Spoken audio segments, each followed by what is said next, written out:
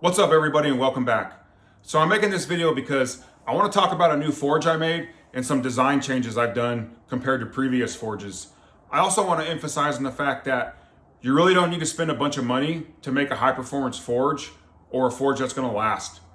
Now I didn't film fabricating the forge or casting the refractory, and mainly that's because I just didn't think about it when I was making it. But I'm really happy with this thing and I want to talk about it.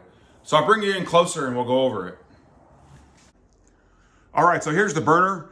And for this video and demonstration purposes, I have it facing up, but its final position will be facing down or opposite of what it is now. And I'll bring you closer and we'll talk about this high-tech burner. All right, so here's the burner. And this is the same burner I use in my Woods furnace. This thing is really awesome.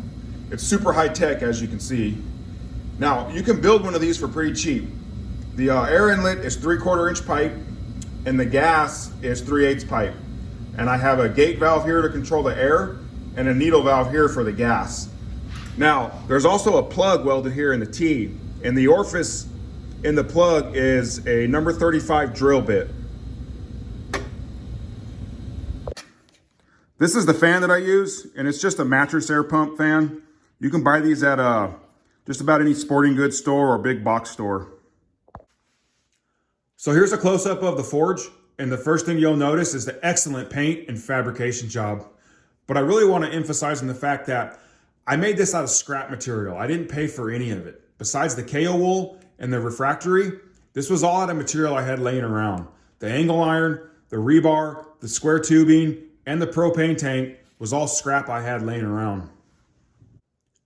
Now the chamber is a barrel design, much like your typical melting furnace, and we'll take a close-up look at that. All right, so here's a look at the inside, and you can see the thermocouple right there. And the circumference is 6.5 inches. And something else worth mentioning is I cast all my burner tips. And it might be a little hard to tell in this photo, but there is a cone shape casted into the forge body. Now the forge is 12 inches in length, and I've used 2 inches of KO wool to insulate it, and I've coated that KO wool in Castlelite 30, and then a skim coat of green patch. So something I've done different in this forge compared to previous forges is my burner placement.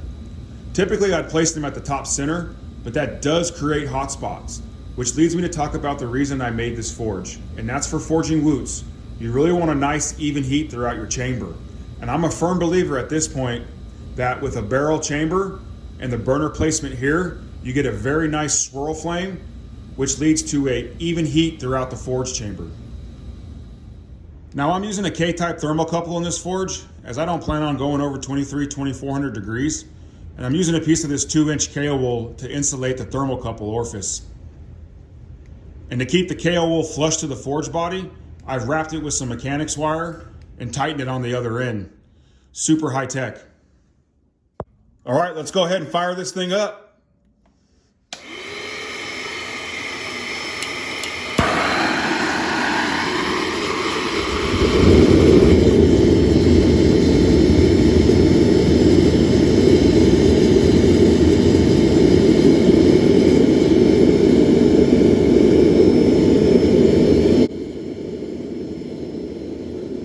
Now that flame is looking awesome. That's exactly what I was going for, a nice swirl flame.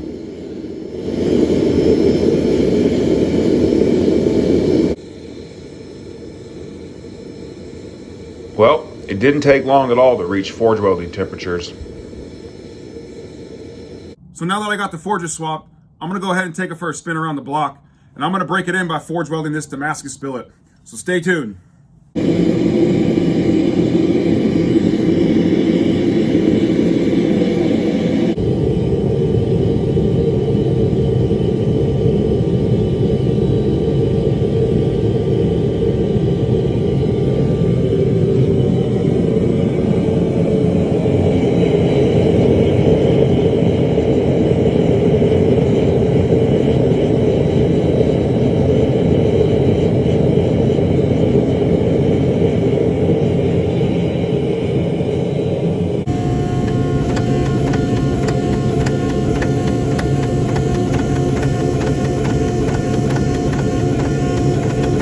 Well, I hope I didn't bore you to death with this video, but I'm really happy with the forge. It performed very well. And again, you don't have to spend a bunch of money to build a really good forge. If you can gather up the scrap and buy your insulation and refractory from Amazon, and then get the black iron pipe for the burner from Home Depot or Lowe's, you could probably build one of these for under 150 bucks, maybe $100. But anyways, I hope you guys really enjoyed this video. I hope you got something out of it. If you have any questions, just ask. Thanks for watching and take care.